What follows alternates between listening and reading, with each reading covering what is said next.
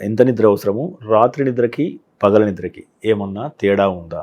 So మీరు as a డాక్టర్గా, senior డాక్టర్గా ఏం సజెస్ట్ చేస్తారు? ఒకటి, అసలు నిద్రలో ఏం జరుగుతుంది, మన మెదడు ఎట్లా రిపేర్ చేసుకుంటుంది? అసలు రిపేర్ వర్క్ అంతా రాత్రే జరుగుతుంది. ఓకే. మామూలుగా నిద్రపోవాల్సిన సమయం ఏంటంటే 6 నుంచి 8 గంటలు ఎవరికన్నా కానీ. చిన్న వయసులో 12-10 గంటలు చిన్నపిల్లలు, కొంచెం 60 సంవత్సరాల తర్వాత 1-2 గంటలు తక్కువ అవుతూ ఉంటాయి. అది నార్మల్ కింద పరిగణిస్తారు. మరి మీరు చాలామంది చెప్తారు నేను 2 గంటల కంటే నా నిద్ర లేదండి. అది ఎంతవరకు మంచి ఆలోచించండి. నిద్ర సమయంలోనే మెలటోనిన్ ఒక ద్రావకం శరీరంలో రసాయనం మెదడు లోపల తయారవుతుంది. అది చీకటిలోనే తయారవుతుంది. ఓకే. అందుకని అసలు ఏదైతే మొబైల్ కానీ లేకపోతే ఏమన్నా కానీ ఎలక్ట్రానిక్ గ్యాడ్జెట్స్ అన్నది మీ బెడ్రూమ్ నుంచి కనీసం ఆవిడ దూరంలో ఉండాలట రాత్రి మీరు పడుకునేటప్పుడు. ఇక్కడ నిద్ర గంటలు అన్నది ప్రాతిపదిక కన్నా ఏ సమయంలో నిద్రపోయారు, ఏ కళత నిద్ర, ఎంత న్యాచురల్ స్లీప్లో నిద్రపోయారు అన్నది చాలా ముఖ్యం.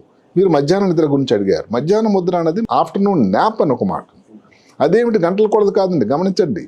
20 నిమిషాలు భోజనం, పవర్ న్యాప్ 2:30 నుంచి 3 గంటల లోపలే. 3 గంటల తర్వాత మీరు నిద్రపోయారంటే రాత్రి నిద్ర రాదు కదండి. అదే కాకుండా మీరు మధ్యాహ్నం సాయంకాలం 5-5:30 తర్వాత సాధ్యమైనంత వరకు ఈ కెఫీన్ ఉండేటువంటి వస్తువులు, కాఫీ కానీ, టీ కానీ, సాఫ్ట్ డ్రింక్ కానీ దూరంగా ఉండాలి. ఇవన్నీ జాగ్రత్తలు తీసుకుని నిద్ర రాకపోవడానికి ఆస్కారమే లేదు కదా.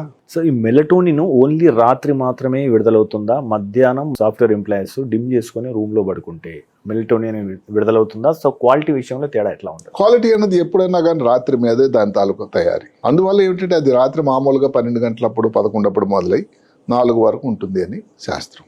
నాకు తెలిసి నాకున్న నా అవగాహన నాలెడ్జ్ని బట్టి మాత్రం పగలు మెలటోనిన్ తయారీ అన్నది నేనైతే వినలేదు. మీరు తీసుకునే అదే మందులు, అదే నాణ్యమైన మందులు మెడ్ ప్లస్ బ్రాండ్స్ పై సగం ధరకే.